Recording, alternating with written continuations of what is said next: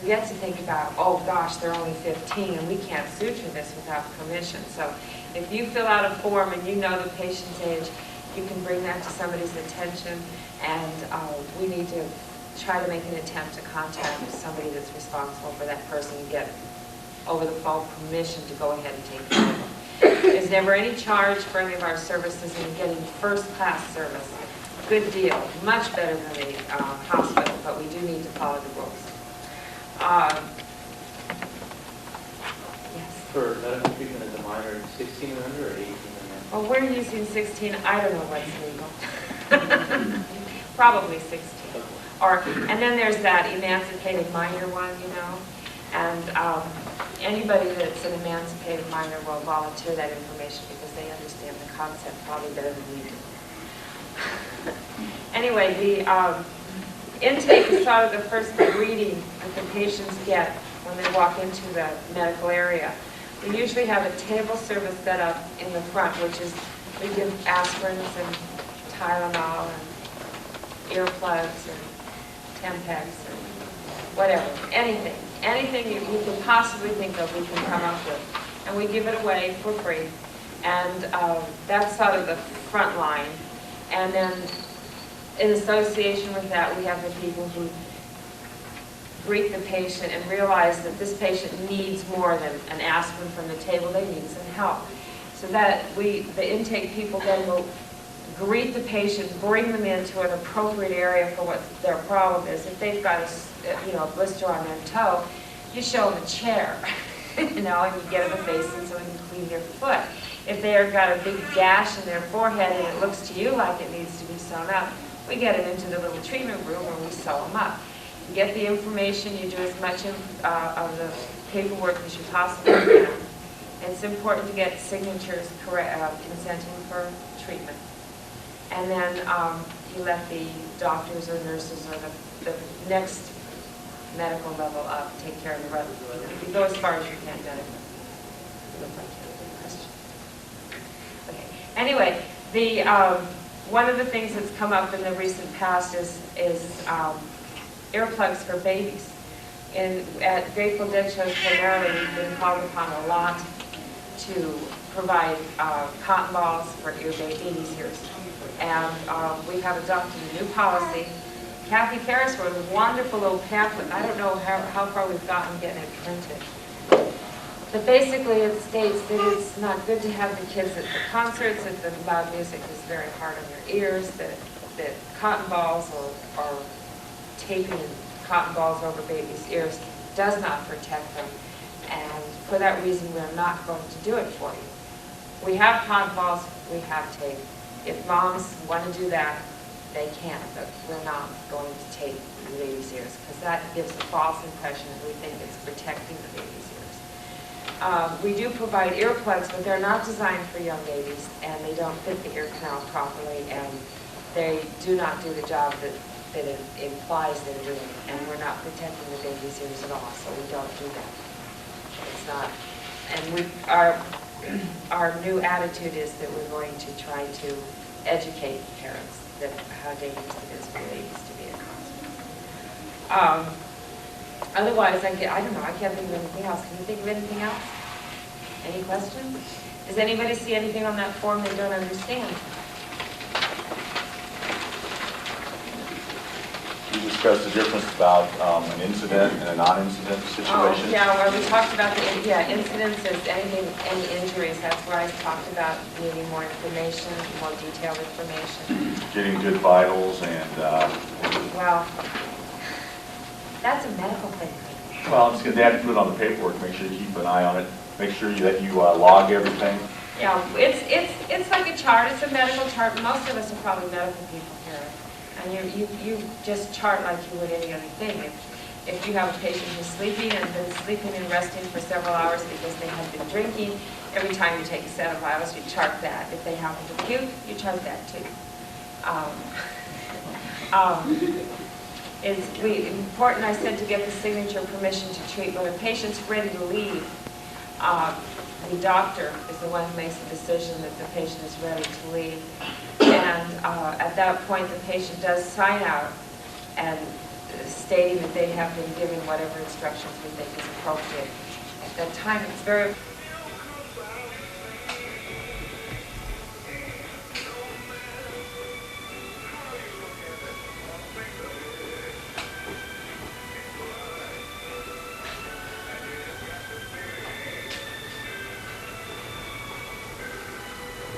General or only the advisory board? Right. It's trash that advisory board. Well, there's nothing said yet. Yeah. Well, we haven't officially yet, so. No, I just don't want to have to drive here 2 days in a row. Oh, good morning. Okay, we'll go take your seats.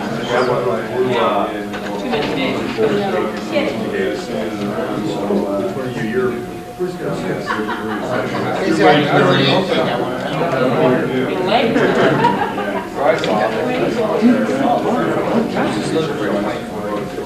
My new girlfriend sent me out today and said, "Here you go, what do you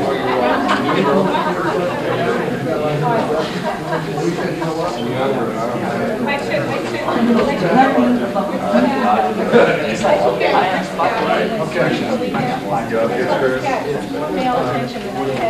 1:30. Okay. I'll be here in the camera. Chad, what'd you say?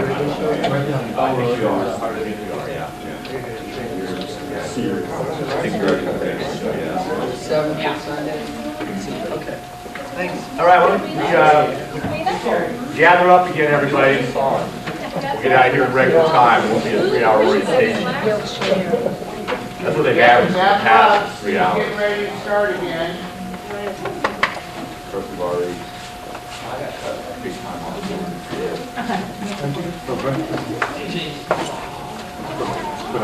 That's okay. How many people here have not yet worked a show? We have some people, all right. It'll all be a little bit clearer once you actually are at a show.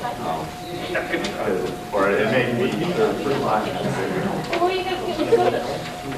We do a lot of small shows, and we started out as a big show organization, just doing Day on the Green. We do 5 or 6 Day on the Greens a year, and then a bunch of dead shows, and then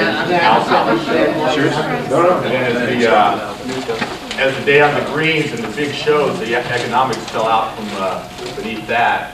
We started doing smaller shows, and we kind of what you're reading in the manual and what we're sitting here tonight are methods that evolved from doing the big outdoor shows were really our element. That's really where, when we have 60,000 people in the open Coliseum Stadium and 250 people on staff, that's when Rock Medicine really shines. It's handling that type of a scene where other people just look at our organization and go, oh my God. But a lot of times, and we've taken that structure and made it smaller to do the smaller shows like Shoreline and Cal Expo, and when we do the indoor shows. So when we talk about all these different sections like Psych and the dugout and the pit and the field teams and things like that, the small show situation where we may be working in a room as large as this and have the whole operation. Each department pretty much overlaps, and there's a lot of everybody is not as separate as if we're on the big outdoor shows. Okay, is everybody back? Is this everybody? Okay, Johnny Fong. Steve, I think you need to remind them there's going to be a test after. There's going to be a test after. There is the evaluation sheet at the end, so be nice, please. One of the people that Mark mentioned earlier, Johnny Fong, he's a pit supervisor, and he's also show soup up at the Cal Expo shows. So he's going to talk a little bit about the pit, which is, I think you all have the handout on that. So give it up for Johnny Fong, yeah.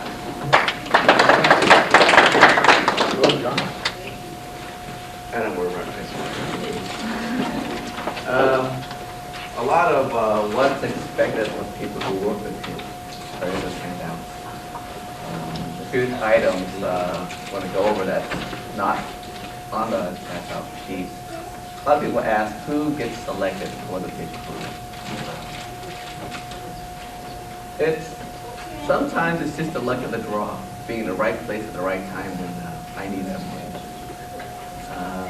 But usually, if you're an EMT or better, your chances are much greater. The reasoning is because if you're in the pit, you really need to know pretty much what you're doing and you're officially certified to do it. Because it's usually too loud for me to instruct and tell you what to do and how to do it. I expect you to know. Usually we have 3 people on each side of the stage. Usually at least a male and one female. Because I prefer female patients to be treated by female staff members. As to skill level, like I said, at least one of the team members have to be an EMT. Usually at least 2 of the members on each side have worked with PIT before.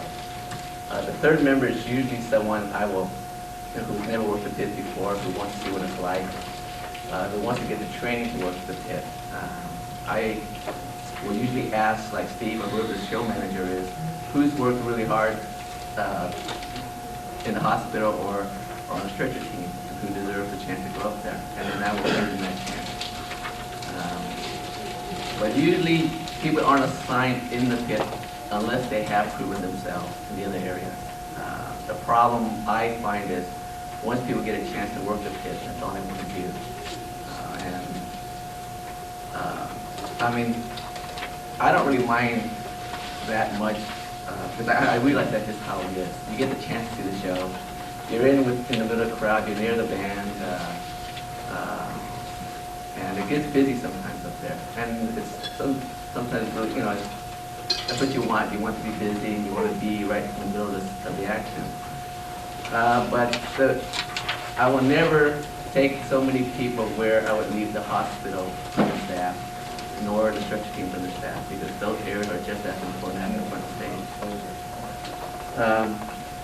Usually we have 2 or 3 shows in a row. I'll ask the show manager, whoever's running the stretcher team, who worked hard in the hospital that day.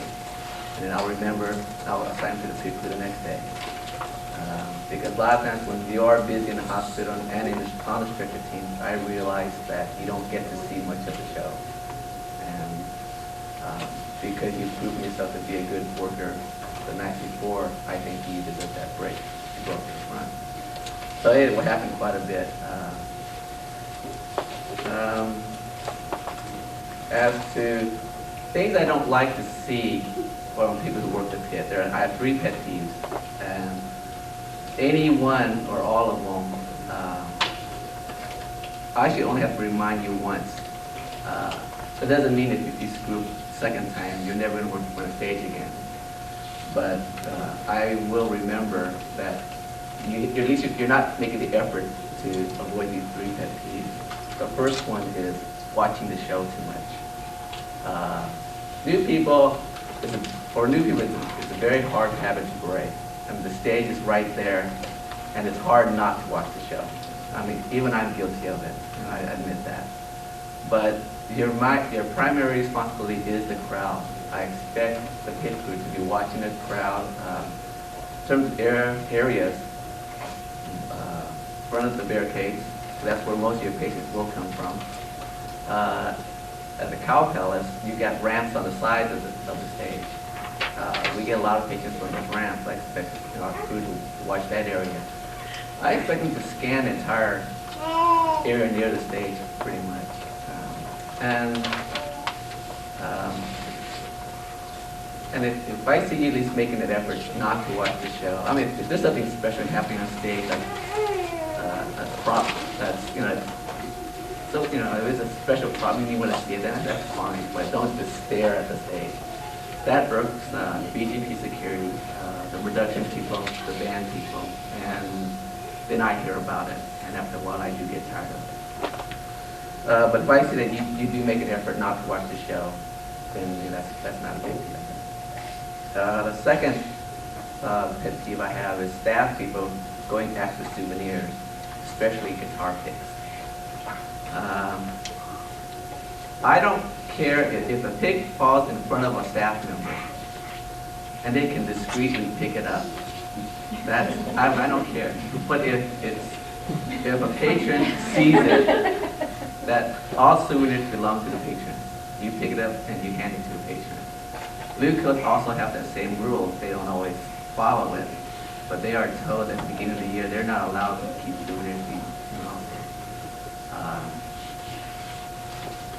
So that really kind of bothers me too, because patrons pay $30 to see a show, and the souvenirs are there. Then this is gonna 35% there. It's even that. But that 35-cent pick came from his star that he's gonna remember the rest of his life. And I guarantee, if you work 40 shows, they can hand you the guitar picks and throw them away. Sometimes, at the end of the show, after the people have left, sometimes the stage crew that's cleaning up will hand you some of the picks. So, if they give it to you, then that's different. But to go after them, that's what I don't want to see. And to bother the production station, the stage people for picks, I think that's going a little far. The last thing I don't care to see is our crews not realizing what is security and what is medical. In other words, getting involved in security problems, breaking up fights, pulling people over barricades. That's not your job. That is security's job. Usually I'll give you, if I see a rock med person start heading towards a fight, I'll just kind of pull them back a little bit and just say, just watch, just pick up the pieces later. Sometimes the front of the stage is so busy that Blue Coats actually asks us to help them pull people over. You're going to have to make a judgment yourself about that. If it seems to you that there are enough people to pull over someone from the other side of the barricade, I'd stand back. But if it's obvious that there's only one person there, one Blue Coat, and they need help to pull someone over that really has to come over, then go ahead. Because if the Blue Coat tries to do it himself or herself, they're liable to get hurt. Just be ready to treat if you have to. Just don't make a habit of it. Once you're selected for the pit crew, there's a lot of tricks of the trade that you're not going to learn in any EMT school or paramedic school or even the other sections of rock med. Those things you'll learn while working with kids. I personally like to teach that myself. I usually have people work with me. I'll show you how to keep people sliding off the chairs. You're going to develop a sense of who really needs help and who doesn't. Because if you decide to treat everyone that comes over, you're going to be swamped and overwhelmed. The backstage area, the side of the stage, pit area is going to be full of people. Security is going to freak out. You're going to have to learn how to distinguish who really needs help.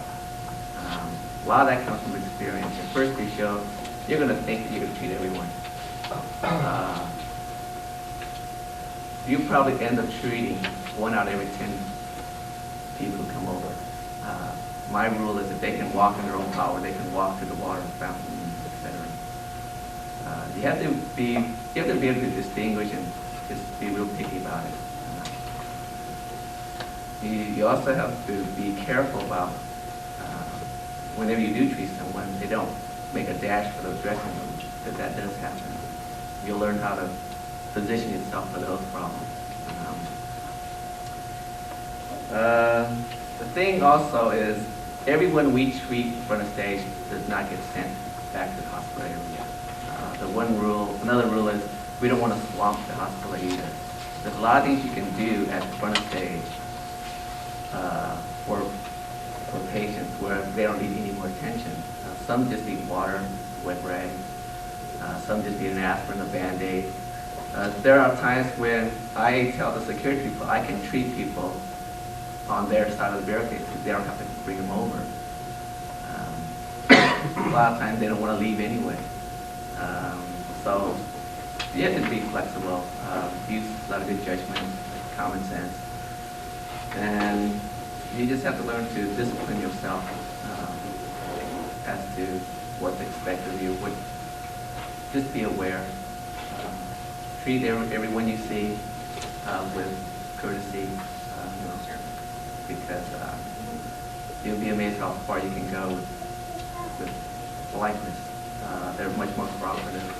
They don't give you a hard time, and they thank you later on. Then they you see another show, and they come back and remember you, and that's always a good feeling when you do that. Other than that, that's pretty much. Oh, one other thing. The trend seems to be that we're starting to do venues where there's just a pit.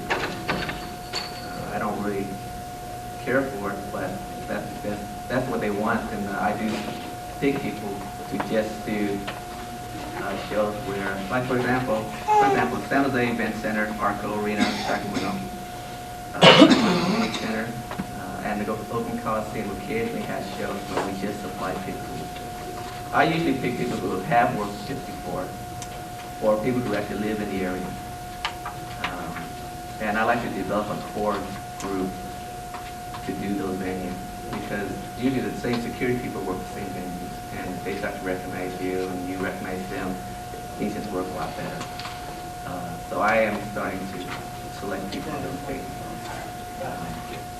For those of you who have been around a while, or even are brand new, who want to do the pit, the best thing to do is try to catch me at the show. Tell me you want to do the pit, but don't turn down other assignments because you think you will be selected. One thing you'll notice about me at shows is I'll come in and I'll disappear because people are always coming after me to work the pit. That's because I say, talk to Johnny Fong. I'll be in the pit, see Johnny Fong. Where is he? Well, he's not here yet. But if you do want to work the pit sometime, just let me know. Make sure I write your name down, because I'll forget if I don't. And I'll do the best I can to get you up there, or at least rotate you up there. Part of the handout says the pit is not a place to go during your break.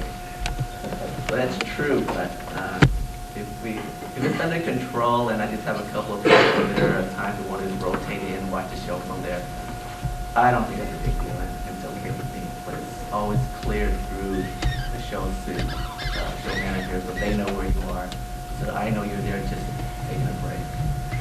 So don't think that it has to be just to go up there and not an apartment crew, because I do send people up there, and I have. Just kind of stay out of the way, stay in the shadows, and don't become like a crew jumping and hopping and yelling and screaming. You got to be sort of professional about it, even though you're on break. Other than that, questions about the pit? Okay, thanks, John. What Johnny said about the security thing, we're not security, and the politeness and that kind of thing is all straightforward no matter what section you're working in, so that's all really good advice. If you're not on an emergency team, if you're not working in the pit, that type of thing, the main medical area at a small show includes the surgery area and where we have the mats and that type of thing. And the person who's in charge of this and handles it at the my intro, thanks a lot, Kathy Ferris. I thought he was going to give my whole speech. No, I couldn't do that. Okay. Takes two people to carry all Kathy's laminates. She's been around so long. I'm the oldest, one of the oldest living out here. She started when she was a teenager going to nursing school. My name is Kathy Ferris. I've been a registered nurse. It'll be 24 years this May, and I've been with Rock Medicine for 14 years. My job at this point is I'm the hospital supervisor, and I am sometimes considered the main nurse.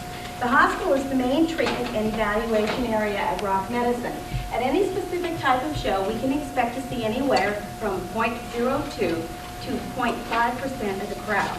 The amount and type of patients that we see will vary depending on whether or not it's an indoor or outdoor show, what type of music it is, are they selling alcohol, is there a very long time between the time the parking lot opens and the time the door opens, and why do you think that might increase the number of patients we see?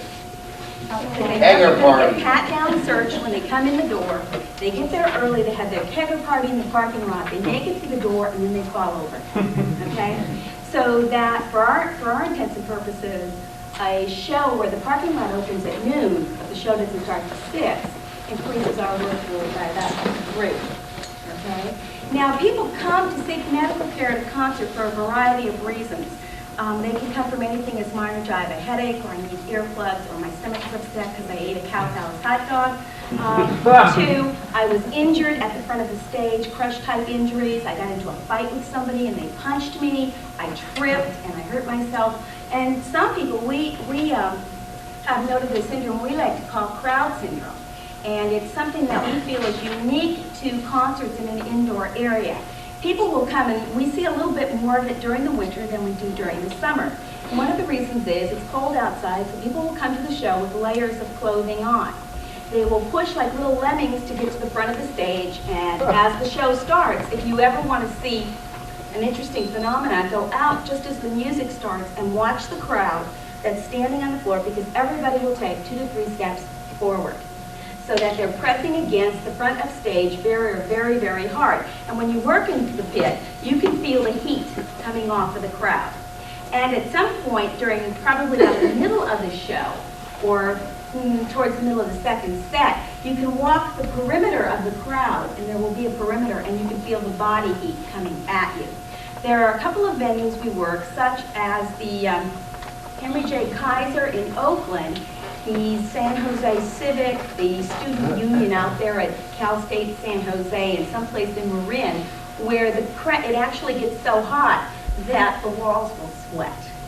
And you particularly notice it at Henry J. Kaiser, which is built up to where there's an outside corridor that goes totally around, and then you open the doors to go into where the show is. And when you open the doors, the heat is really oppressive.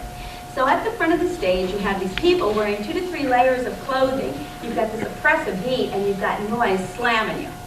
And you've got people pushing you from behind, so that you're caught in the middle between the speaker noise slamming you back and the people behind you pushing you forward. They begin to sweat, just like you would if you were working, doing heavy, strenuous outdoor labor. Okay? You sweat it to the point where you can no longer sweat anymore. Then all of a sudden, you start noticing for the very first time that there are 700 people standing next to you really close. So they'll start to hyperventilate. The point at which we see them, their skin is usually very flushed and may or may not be hot, because they may be cool, and their clothing is absolutely wringing wet. They also have probably hyperventilated to the point where their hands look like this, because they've blown off all their CO2, messed up their potassium and their electrolytes, and they're a mess. And they come in like this, I can't breathe. I can't breathe. Now, we all know they can breathe because somebody who can't breathe can't shut. They can't tell you I can't breathe. Okay?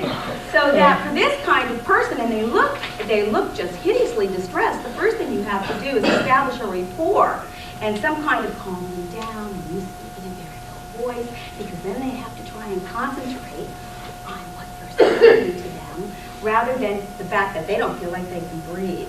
And you kind of explain briefly to them what's going on, and then you encourage them to do slow, deep breathing.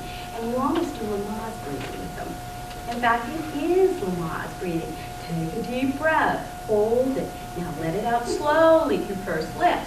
Sometimes they can cooperate with you, sometimes they can't. If they can't, then we bag them. And when we say bag them, we don't mean an ambu bag, we mean a brown paper bag, okay, over the face. And we can usually calm them down. It takes about 20 minutes. Then we load them up with Gatorade by mouth. And then we let them go when we feel like they're composed and ready. But the one thing we tell them is 2 things, actually. Please don't go back to the front of the stage. And number 2, you're going to feel very tired tomorrow. You're going to feel exhausted. You're going to feel like you just ran the Ironman marathon. So that for the next 24 hours, you need to be really kind to yourself. No more alcohol tonight. Okay, and drink lots of juices, drink lots of fluids, drink 7-Up. Okay, and the reason for that is they really are quite dehydrated. And what we haven't been able to totally rehydrate them, we want them to continue the process at home. So that's crowd syndrome, and you will see a lot of it. Now during the summer, it's a little less pronounced because most of the shows tend to be outdoors, number 1. But number 2, most of the people tend to not be quite as heavily dressed. Okay? And knowing that crowd syndrome exists, if you're working in the pit, don't dress in layers. Okay? Because the heat will come back on you. One thing I like to do with some of the new nurses who come to work with us in the hospital is I might send them out to the pit to observe for a couple of songs, just so that they can start to get an idea of the environment their patient is coming from. Because I feel, it's my feeling that if you know what kind of situation your patient has been in, it kind of gives you a clue as to what might be going on with them. We will also see a fair number of psych problems or emotional reactions. We're dealing sometimes with a very young emotional audience, and maybe they just broke up with a boyfriend, and this was their favorite band, and they're playing what used to be a song like this, and they will come in and just need to be talked to and just, you know, calm down. The other thing is, you know, the guys in the audience can be pretty damn obnoxious to some of the women in the audience, and it's not unusual to have some poor girl come in tears because somebody has been groping her while they can standing next to her. Okay? So that's another instance where maybe female personnel is best, and you speak in a calm voice, and they just need some emotional support. All right? The most common thing we see at a show is alcohol or drunk. Now, make no mistake, it is possible to kill yourself by drinking. I believe an alcohol level of 0.5 to 0.6 is incompatible with life. It is not unusual to find a patient who has indeed drunk himself to the second level of anesthesia. And for these patients, what we try to do is keep them on their side, and we do vital signs checks. We do an initial check when they first come in, and then another check within about 15 minutes. The reason being, your first check is going to be maybe a little bit high because this person has just been picked up, rolled around, shoved on the stretcher, taken off the stretcher, and rolled onto a mat. So their blood pressure might actually be a little higher than what it is. By about 15 to 20 minutes, they've come to baseline. So we retake it, and we also do a mentation check. And it's important to do the mentation check. When you shake them, do they go, do they moan, do they open their eyes and look at you? Okay? And it's important to indicate that. Then we check vitals again at half-an-hour intervals. When I see a vital sign where it's going down from the 20-minute baseline for 2 consecutive readings, that's an indication to come get the hospital supervisor or one of the RNs to come check the patient again. Because there may be a situation where we may need to put an IV line in and give the person some dopamine and some Narcan. Narcan can reverse alcohol if given in mass quantities, and there were some interesting studies. In fact, we were starting to do a study on it, where we were giving up to 10 milligrams of Narcan. What we found is the person would come up for about 20 minutes, and then they would go back down, because Narcan only lasts about that long. But what we also found is they never went back down as far as they were. So we did lighten them up. However, for all intents and purposes, when you consider that 10 milligrams of Narcan is basically an amp of Narcan, an amp is $60. For our purposes, that's a pretty expensive treatment for somebody. Maybe we can just manage with tincture of time. At the point at which we were doing the study, the makers of Narcan were giving us the drug free. When that stopped, we decided it wasn't such a wonderful method.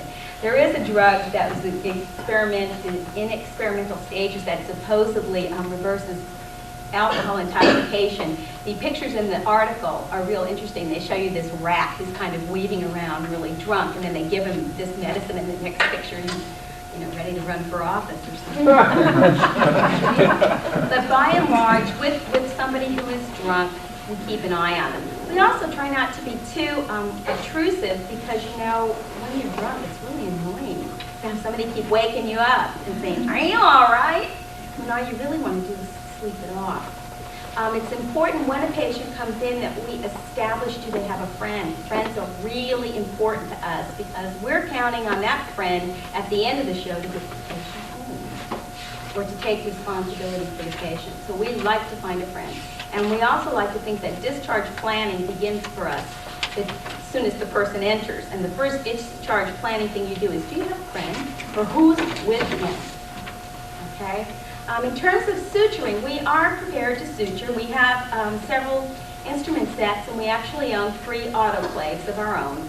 And we do not use disposable instrument sets, so please don't throw away the instruments. We usually have a basin whereby we soak them because we have a policy for cleaning them and re-sterilizing them. Suturing is usually at the discretion of the physician in charge. PAs are allowed to suture, provided the physician in charge assumes responsibility for the PA. In terms of anybody just wanting to learn how to suture, we would love to be able to provide that service for you, but we really can't. We cannot allow people to function at a level for which they are not licensed. Okay? And for some of the paramedics, that's a real hard thing because there is a move towards state licensure for paramedics, but I don't think it's completed yet. And last time I checked, if you are working out of your county, and I think even if you're working within your county, you had to be under the auspices or the supervision, or we need to have a written agreement with the EMS coordinator for that county, allowing us to allow you to function as a paramedic. So please, don't feel insulted or think that I think you're less of a paramedic if I tell you you can't start the IV. With nursing, we have, with RNs and LVNs, we have more latitude. Our licenses are statewide, and we